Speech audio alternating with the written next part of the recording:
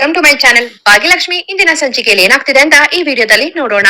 ಇಲ್ಲಿ ಆದಿ ಭಾಗ್ಯನ್ ಚಾಲೆಂಜ್ ನ ಒಪ್ಕೊಂಡಿರ್ತಾರೆ. ಅದ್ರ ಪ್ರಕಾರ ಇಲ್ಲಿ ಆದಿ ಭಾಗ್ಯನ್ ಬಗ್ಗೆನೇ ಯೋಚನೆ ಮಾಡ್ತಿರ್ತಾರೆ. ಅವ್ರು ದುಡ್ಡು ತಗೋ ಅಂತ ಹೇಳಿದ್ರೆ ಇಷ್ಟೆಲ್ಲ ಮಾತಾಡಿದ್ರಲ್ವಾ, ಮಿಡಲ್ ಕ್ಲಾಸ್ ಜೀವನ ಏನು ಅಂತ ನಾನು ಕೂಡ ಆ ಲೈಫ್ ನ ಲೀಡ್ ಮಾಡಿ ತೋರಿಸ್ತೀನಿ, ಹಾಗೆ ಅವ್ರಿಗೆ ಈ ದುಡ್ಡನ್ನ ವಾಪಸ್ ತಗೋಬೇಕು ಆತರ ಮಾಡ್ತೀನಿ ಅಂತ ಇಲ್ಲಿ ಆದಿ ಮನ್ಸಲ್ಲಿ ಅನ್ಕೋತಿರ್ತಾರೆ.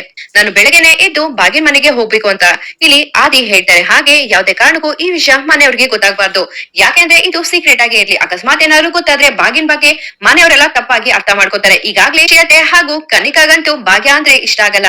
ಈಗೇನಾದ್ರೂ ಭಾಗ್ಯದಿಂದಾಗಿ ನಾನು ಮಿಡಲ್ ಕ್ಲಾಸ್ ಜೀವನನ ಲೀಡ್ ಮಾಡ್ತಿದ್ದೀನಿ ಅಂತ ಗೊತ್ತಾದ್ರೆ ಇನ್ನಷ್ಟು ಕೋಪ ಮಾಡ್ಕೋತಾರೆ. ಹಾಗಾಗಿ ಮನೆಯವ್ರಿಗೆಲ್ಲ ಈ ವಿಷಯ ಗೊತ್ತಾಗ್ತಿರೋದೇ ಒಳ್ಳೇದು ಅಂತ ಆದಿ ಅನ್ಕೋತಾರೆ. ಹಾಗೆ ಇಲ್ಲಿ ಕಾಮತ್ ಅವ್ರ ಹತ್ರ ಮಾತಾಡಕ್ಕೆ ಅಂತ ಆದಿ ಹೋಗ್ತಾರೆ. ಅಪ್ಪ ಮಲ್ಗಿದ್ರ ಅಂತ ಇಲ್ಲಿ ಆದಿ ಹೇಳ್ತಾರೆ. ಇಲ್ಲ ಕಣಪ್ಪ, ಇನ್ನೇನೋ ಮಲ್ಕೋತಿದ್ದೆ, ಏನ್ ವಿಷಯ ಇಷ್ಟೊತ್ತಲ್ಲಿ ಬಂದಿದ್ಯಲ್ಲ ಅಂತ ಕಾಮತ್ ಅವ್ರು ಹೇಳ್ತಾರೆ. ಅದು ನನ್ಗೊಂದು ಇಂಪಾರ್ಟೆಂಟ್ ಮೀಟಿಂಗ್ ಇದೆ, ಹಾಗೆ ನಾನ್ ಸ್ವಲ್ಪ ಔಟ್ ಆಫ್ ಸ್ಟೇಷನ್ ಹೋಗ್ತಾ ಇದ್ದೀನಿ, ಹಾಗಾಗಿ 1 ವೀಕ್ ಮನೇಲಿ ಇರಲ್ಲ, ಅದನ್ನ ನಿಮ್ಗೆ ಹೇಳೋಣ ಅಂತ ಬಂದೆ ಅಂತ ಆದಿ ಹೇಳ್ತಾರೆ.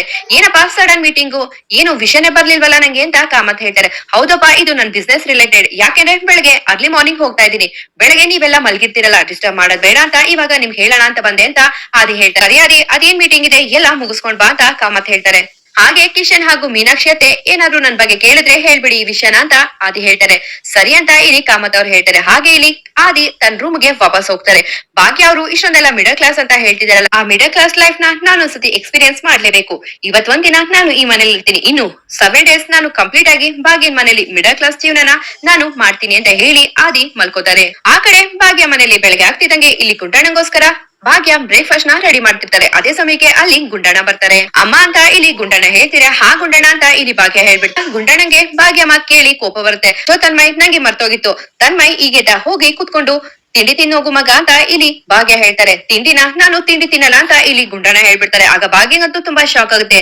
ಏನ್ ತನ್ಮಯ್ ತಿಂಡಿ ತಿನ್ನಲ್ವಾ, ಯಾಕೋ ಏನಾಯ್ತು ಅಂತ ಭಾಗ್ಯ ಹೇಳ್ತಾರೆ. ಅಮ್ಮ ನಾನ್ ನಿನ್ನೆ ರಾತ್ರಿನೇ ಹೇಳ್ದೆ ಅಲ್ವಾ ನಾನ್ ಜಿಮ್ ಸೇರ್ಸ್ಕೋಬೇಕು ಅಂತ, ನೀನು ಜಿಮ್ಗೂ ಸೇರ್ಸಲ್ಲ ಅಂತ ಹೇಳ್ತೀಯ, ಅದಕ್ಕೆ ನಾನ್ ಡಯಟ್ ಮಾಡಿ ಸಣ್ಣ ಆಗ್ಬೇಕು, ನಂಗೆ ತಿಂಡಿ ಬೇಡ ಅಂತ ಇಲ್ಲಿ ತನ್ಮಯ್ ಹೇಳ್ತಾರೆ. ತನ್ಮಯ್ ಮಾತ್ ಕೇಳಿ ಭಾಗ್ಯಂಗಂತೂ ತುಂಬಾ ಬೇಜಾರಾಗ್ಬಿಡುತ್ತೆ. ಅದೇ ಸಮಯಕ್ಕೆ ಸುಮಾ ಬರ್ತಾರೆ.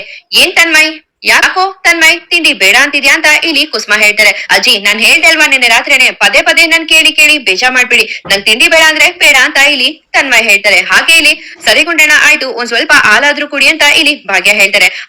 ಹಾಲಂತೂ ಮೊದ್ಲು ಬೇಡ, ಹಾಲ್ ಬದ್ಲು ನಂಗ್ ನೀರ್ ಕೊಡು ಅಂತ ಇಲ್ಲಿ ತನ್ಮಯ್ ಕೇಳ್ತಾರೆ. ಆಯ್ತು ಅಂತ ಹೇಳಿ ಭಾಗ್ಯ ಕೊಡ್ತಾರೆ. ಅಮ್ಮ ಆಮೇಲೆ ಊಟ ಜಾಸ್ತಿ ಹಾಕ್ಬೇಡ, ನಂಗೆ ಬ್ರೆಡ್ ಅಥವಾ ಏನಾದ್ರೂ ಹಾಕು, ಅನ್ನ ಅಂತೂ ಮೊದ್ಲಾಗಿ ನೀನ್ ಹಾಕ್ಲೇಬೇಡ ಅಂತ ಇಲ್ಲಿ ಗುಂಡಣ್ಣ ಹೇಳ್ತಿದೆ ಅಂತೂ ಕುಸುಮ ಅವ್ರನ್ನೇ ನೋಡ್ತಾ ಇರ್ತಾರೆ. ಗುಂಡಣ್ಣ ಆತರ ಎಲ್ಲ ಡಯಟ್ ಗೇಟ್ ಮಾಡಕ್ ಹೋಗ್ಬೇಡ, ಈಗ ನೀನ್ ಹೇಗೆ ಗುಂಡ್ಗುಂಡಾಗಿದ್ಯೋ ಅಷ್ಟ್ ಚೆನ್ನಾಗ್ ಕಾಣಿಸ್ತೀಯ ಅಂತ ಕುಸುಮ ಹೇಳ್ತಾರೆ. ಅಜ್ಜಿ ಮತ್ತೆ ಗುಂಡ್ಗುಂಡಾಗಿ ಅಂತ ಹೇಳ್ಬಿಡಿ, ನಾನು ಸ್ಲಿಮ್ ಆಗ್ಬೇಕು ಅಂತ ಇಲ್ಲಿ ಗುಂಡಣ್ಣ ಹೇಳಿ ಅಲ್ಲಿಂದ ಹೊರಟೋಗ್ತಾರೆ. ಆಗ ಭಾಗ್ಯ ಹಾಗೂ ಕುಸುಮಗೆ ತುಂಬಾ ಬೇಜಾರಾಗುತ್ತೆ. ನೋಡು ಸ್ವಲ್ಪ ಗುಂಡಣ್ಣನ ಬಗ್ಗೆ ಸ್ವಲ್ಪ ಗಮನ ಹರಿಸು, ಅವನೇನೋ ಸ್ಕೂಲಲ್ಲಿ ಯಾರೋ ರೇಗ್ಸಿರ್ಬೇಕು, ಅದಕ್ಕೋಸ್ಕರ ಬೇಜಾರಾಗಿರ್ಬೇಕು ಅಂತ ಕುಸುಮ ಹೇಳ್ತಾರೆ. ಹೌದು ಅತ್ತೆ, ನಿನ್ನೆ ರಾತ್ರಿಯಿಂದ ನೋಡ್ತಾ ಇದ್ದೀನಿ, ರಾತ್ರಿನೂ ಸರಿಯಾಗಿ ಊಟ ಮಾಡಿಲ್ಲ, ಅದೇನು ಅಂತ ನೋಡ್ತೀನಿ ಅಂತ ಭಾಗ್ಯ ಹೇಳ್ತಾರೆ. ಸರಿಯಮ್ಮ ಭಾಗ್ಯ ಅಂತ ಕುಸುಮ ಹೇಳ್ತಾರೆ. ಅದೇ ಸಮಯಕ್ಕೆ ಇಲ್ಲಿ ಆದಿ ಎಕ್ಸ್ಕ್ಯೂಸ್ ಮೀ ಒಳಗಡೆ ಬರ್ಬೋದಾ ಅಂತ ಆದಿ ಬರ್ತಾರೆ. ಆದಿ ನೋಡಿ ಮನೆಯವರೆಲ್ಲ ತುಂಬಾ ಶಾಕ್ ಆಗ್ತಾರೆ. ಇದೇನ್ ಫ್ರೆಂಡ್ ಬೆಳಗ್ಗೆ ನಮ್ಮನೆ ಕಡೆ ಬಂದ್ಬಿಟ್ಟಿದಿರಲ್ಲ ಅಂತ ಕುಸುಮ ಹೇಳ್ತಾರೆ. ಹೇಳ್ತಿ ನಿಮ್ ಮನೇಲಿ ಬ್ರೇಕ್ಫಾಸ್ಟ್ ಮಾಡಕ್ ಬಂದೆ ಅಂತ ಆದಿ ಹೇಳ್ತಾರೆ. ಅಷ್ಟೇನಾ, ಬ್ರೇಕ್ಫಾಸ್ಟ್ ಮಾಡಿ ಅಂತ ಕುಸುಮ ಹೇಳ್ತಾರೆ. ನಾನು ಒಂದಿನದ ಮಟ್ಟಿಗೆ ಬಂದಿಲ್ಲ, ಇನ್ 7 ದಿನ ನೀವೇ ಬ್ರೇಕ್ಫಾಸ್ಟ್ ಮಾಡ್ಕೊಡ್ಬೇಕು ಅಂತ ಇಲ್ಲಿ ಆದಿ ಹೇಳ್ತಿದಂಗೆ ಕುಸುಮ ಸುನಂದಾಗಂತೂ ತುಂಬಾ ಶಾಕ್ ಆಗ್ಬಿಡುತ್ತೆ. ಏನ್ ಹೇಳ್ತಿದ್ಯಾ ಫ್ರೆಂಡ್ ಅಂತ ಇಲ್ಲಿ ಕುಸುಮ ಹೇಳ್ತಾರೆ. ಅತ್ತೆ ನಾನ್ ಹೇಳ್ತೀನಿ ಅಂತ ಹೇಳಿ ಇಲ್ಲಿ ಭಾಗ್ಯ ನಡೆದಿರೋ ವಿಷಯ ಎಲ್ಲ ಹೇಳ್ತಾರೆ. ಆದಿ ಅವರು ನನ್ನ ಹತ್ರ ಒಂದ್ ಚಾಲೆಂಜ್ ಮಾಡಿದ್ದಾರೆ. ಅವರು ನಮ್ ತರ 7 ದಿನ ನಮ್ ಮನೇಲಿ ಇಟ್ಕೊಂಡು ಮಿಡಲ್ ಕ್ಲಾಸ್ ಲೈಫ್ ಹೇಗಿರುತ್ತೆ ಅಂತ ಹೇಳಿ ನಮ್ ಮನೇಲಿ ಇಟ್ಕೊಂಡು ಎಲ್ಲ ಮಾಡ್ತಾರಂತೆ ಅಂತ ಭಾಗ್ಯ ಹೇಳ್ತಾರೆ. ಅದನ್ ಕೇಳಿ ಕುಸುಮ ಹಾಗೂ ಸುನಂದ ತುಂಬಾ ಶಾಕ್ ಆಗ್ತಾರೆ. ಅಶೋಭಿಕ್ರೆ ಹೋಗಿ ಹೋಗಿ ಭಾಗ್ಯನ್ ಮಾತ್ ಕೇಳಿ ನೀವು ಚಾಲೆಂಜ್ ಮಾಡದ, ನೀವೆಂತ ಐಷಾ ಮಾಡ್ದವ್ರು, ನಮ್ಮಂತ ಮಿಡಲ್ ಕ್ಲಾಸ್ ಮನೇಲಿ ನೀವಿರಕ್ಕಾಗತ್ತಾ, ಅವ್ಳ ಮಾತಿಗೆಲ್ಲ ತಲೆ ಕೆಡಿಸ್ಕೋಬೇಡಿ, ನೀವು ಬನ್ನಿ ತಿಂಡಿ ಮಾಡ್ಕೊಂಡು ವಾಪಸ್ಸು ಆಫೀಸ್ಗೆ ಹೋಗಿ ಅಂತ ಸುನಂದ ಹೇಳ್ತಾರೆ. ಇಲ್ಲ ನಾನ್ ಆತರ ಮಾಡಲ್ಲ, ನೋಡಿ ನಿಮ್ ಬಾಯಲ್ಲೂ ಸೇಮ್ ಭಾಗ್ಯನ್ ತರಾನೇ ಮಾತ್ ಬರ್ತಿದೆ, ನಾನು ಐಷಾರಾಮಿ ಜೀವನದಲ್ಲಿ ಬದುಕಿರ್ಬೋದು, ಆದ್ರೆ ನನ್ಗೂ ಕೂಡ ಮಿಡಲ್ ಕ್ಲಾಸ್ ಲೈಫ್ ಅಲ್ಲಿ ಬದುಕೋದಕ್ಕೆ ಬರುತ್ತೆ, ಆ ಚಾಲೆಂಜ್ ಅನ್ನ ನಾನು ಅಕ್ಸೆಪ್ಟ್ ಮಾಡ್ಕೊಂಡಿದ್ದೀನಿ. ಭಾಗ್ಯ ಅವರೇ ನಾನು ಚಾಲೆಂಜಿಗೆ ರೆಡಿ ಅಂತ ಇಲ್ಲಿ ಆದಿ ಹೇಳ್ತಾರೆ. ಫ್ರೆಂಡ್ 1 ನಿಮಿಷ, ಯಾಕೆ ಇಷ್ಟೊಂದೆಲ್ಲ ಕಷ್ಟ ಪಡ್ತೀಯಾ, ನಿನ್ ಕಷ್ಟ ಪಡೋದು ನಾನ್ ನೋಡಕ್ಕಾಗಲ್ಲ ಅಂತ ಕುಸುಮ ಹೇಳ್ತಾರೆ. ಇಲ್ಲ ಹೇಳ್ತಿ, ನಿಮ್ಗೆ ನಿಮ್ ಫ್ರೆಂಡ್ ಮೇಲೆ ನಂಬಿಕೆ ಐತಿ ಅಲ್ವಾ, ನಾನು ಈ ಚಾಲೆಂಜ್ ಅನ್ನ ಅಕ್ಸೆಪ್ಟ್ ಮಾಡ್ಕೊಂಡಿದ್ದೀನಿ. ಆ ಚಾಲೆಂಜ್ ಪ್ರಕಾರ ನಾನು 7 ದಿನ ಇದೇ ಮನೇಲಿ ಇಟ್ಕೊಂಡು ಮಿಡಲ್ ಕ್ಲಾಸ್ ಲೈಫ್ ಹೇಗಿರುತ್ತೆ, ಹಾಗೆ ಅವರು ಯಾವ ತರ ಊಟ ತಿಂಡಿ ಮಲ್ಗೋದ್ರಿಂದ ಹಿಡಿದು ಪ್ರತಿಯೊಂದನ್ನು ನಾನು ಅದನ್ನ ಫಾಲೋ ಮಾಡ್ತೀನಿ ಅಂತ ಆದಿ ಹೇಳ್ತಾರೆ. ಸರಿ ಆದಿ ಅವರೇ, ಈಗ ನೀವು ಮಿಡಲ್ ಕ್ಲಾಸ್ ಲೈಫ್ ನ ಮಾಡೋದಕ್ಕೆ ರೆಡಿನಾ ಅಂತ ಇಲ್ಲಿ ಭಾಗ್ಯ ಕೇಳ್ತೀರಾ. ಹಾ ಭಾಗ್ಯ ಅವರೇ, ನಾನು ಚಾಲೆಂಜ್ ನ ಸ್ಟಾರ್ಟ್ ಮಾಡೋದಕ್ಕೆ ರೆಡಿ ಇದೀನಿ ಅಂತ ಆದಿ ಹೇಳ್ತಾರೆ. ನೋಡಿ ಆದಿ ಅವರೇ, ನೀವು ನಿಮ್ ಮನೇಲಿ ಹೇಗಿದ್ರು ಏನೋ ಅದ್ ನಂಗೆ ಗೊತ್ತಿಲ್ಲ. ಮಿಡಲ್ ಕ್ಲಾಸ್ ಅಂದ್ರೆ ಒಂದಿಷ್ಟು ರೂಲ್ಸ್ ಅಂಡ್ ರೆಗ್ಯುಲೇಷನ್ಸ್ ಇದೆ, ಅದನ್ನ ನಾನ್ ಹೇಳ್ತಾ ಹೋಗ್ತೀನಿ, ನೀವು ಕೇಳಿಸ್ಕೊಳ್ಳಿ ಅಂತ ಭಾಗ್ಯ ಹೇಳ್ತಾರೆ. ಸರಿ ಭಾಗ್ಯ ಅವರೇ, ಅದೇನಿದೆ ಹೇಳಿ ಅಂತ ಹೇಳ್ತಾರೆ. ನೋಡಿ ಆದಿ ಅವರೇ, ನಿಮ್ಗೆ ಯಾರು ಬಂದು ತಿಂಡಿ ಹಾಕೊಡೋದಾಗ್ಲಿ ಊಟ ಹಾಕೊಡೋದಾಗ್ಲಿ ಮಾಡಲ್ಲ. ಹಾಗೆ ನೀವು ಮನೆ ಕ್ಲೀನ್ ಮಾಡೋದ್ರಿಂದ ಇದ್ದು ಪಾತ್ರೆ ತೊಳೆಯೋರ್ಗು ಎಲ್ಲ ನೀವೇ ಮಾಡ್ಕೊಳ್ಬೇಕಾಗುತ್ತೆ. ಹಾಗೆ ವಾರಕ್ಕೆ 3 ಶರ್ಟ್ ಹಾಗೂ 3 ಪ್ಯಾಂಟ್ ಅಷ್ಟೇ ಕೊಡೋದು. ಆಮೇಲೆ ಇನ್ನೊಂದ್ ಮಾತು ಹೇಳ್ಬೇಕಾಗಿತ್ತು, ಒಂದು ದಿನಕ್ಕೆ 150 ರೂಪಾಯಿ ಮೇಲೆ ನೀವು ಖರ್ಚು ಮಾಡೋ ಹಾಗಿಲ್ಲ. ಪ್ರತಿಯೊಂದನು ಎಲ್ಲ ನೀವೇ ಮಾಡ್ಕೋಬೇಕಾಗುತ್ತೆ.